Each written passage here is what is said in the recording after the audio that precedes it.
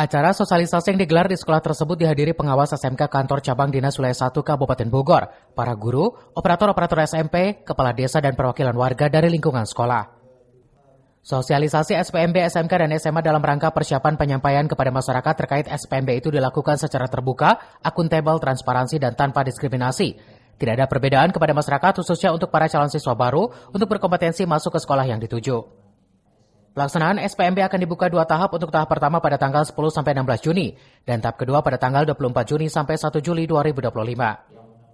Si SPMB untuk SMA dan SMK bahas itu mungkin persiapan, jadi penyampaian ke masyarakat tentang SPMB.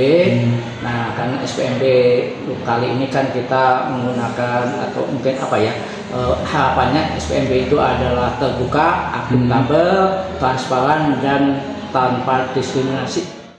Menghadapi SPMB tahun 2025, kami khususnya di SMK Negeri 1 Kemang sesuai dengan program dari Dinas Pendidikan Provinsi Jawa Barat melalui Dinas Pendidikan KCD Wilayah 1, kami melakukan sosialisasi kepada seluruh masyarakat, kepada tokoh masyarakat terutama di tingkat kecamatan, kelurahan, juga kepada operator-operator di SMP di sekitar SMK Negeri 1 Kemang.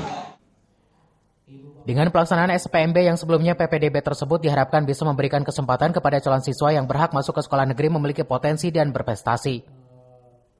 Dari Kemang, Kabupaten Bogor, Suhanda Abriji melaporkan.